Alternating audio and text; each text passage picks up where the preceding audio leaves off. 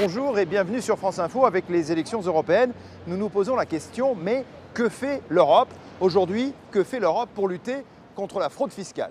Nous sommes avec Sébastien Maillard de l'Institut Jacques Delors. Bonjour. Bonjour. On commence par un chiffre, 1000 milliards. 1000 milliards, c'est la fraude estimée, la fraude fiscale estimée, c'est toujours difficile en Europe. On a le sentiment que depuis des années, on parle de la fraude fiscale en Europe comme étant un fléau, mais qu'on a du mal en fait à lutter contre ce fléau.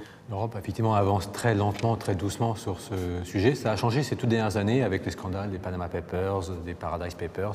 Du coup, en réaction à ça, l'Europe a mis en place une liste noire et dernièrement, cette liste est passée de 5 à 15 pays qui sont donc pointés du doigt comme ça. Mais est-ce que c'est crédible quand on voit que cette liste de 15 pays, il n'y a pas de pays européens? Effectivement, c'est là que le bas blesse, c'est qu'on a du mal à balayer devant notre porte. Et en France, et notamment dans le reste de l'Union européenne, on a un problème de concurrence fiscale. C'est-à-dire que lorsque l'Irlande a un taux d'impôt sur la société très bas, du coup, elle attire effectivement des transferts bénéfices vers ce pays. Et ça, c'est très difficile de lutter contre puisque sur les questions fiscales, c'est l'unanimité qu'il faut pour avancer. Et donc l'unanimité à 28, c'est très compliqué. Depuis des décennies, moi j'ai le sentiment qu'on parle toujours de ce problème de manque d'harmonisation fiscale. Mais est-ce qu'un jour, il va y avoir une prise de conscience générale et on va arriver à faire quelque chose? Ou au contraire, comme vous le dites, de toute façon, la fiscalité c'est une arme et des pays comme l'Irlande, par exemple, vont toujours continuer à vouloir tirer la couverture à eux?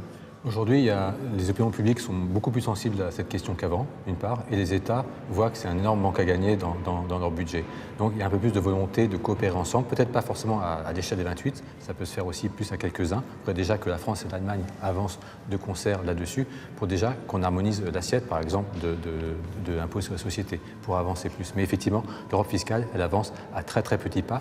Alors en revanche, il y a un secteur dans lequel ça ne fonctionne pas du tout, c'est en ce qui concerne la fiscalité de ce qu'on appelle les GAFA, Google, Amazon, etc. Il y a eu des discussions pour créer une taxe européenne sur les GAFA, ça n'a pas marché. Du coup, la France a créé sa taxe, son impôt tout seul. Est-ce que là aussi, on peut imaginer que finalement, on va réussir à taxer ces grandes entreprises américaines? Il faut arriver à convaincre l'Irlande, la Suède, le Danemark et ces pays qui ont bloqué effectivement cette avancée que voulait faire, qu'elle était prête à faire plusieurs pays. Et effectivement, le faire tout seul dans son pays, comme le fait la France, l'Autriche et autres, ça n'a pas de sens. Il faut arriver au moins à le faire au niveau européen pour que c'est vraiment de l'effet. Merci beaucoup Sébastien Maillard. C'était « Mais que fait l'Europe ?» et c'est sur France Info.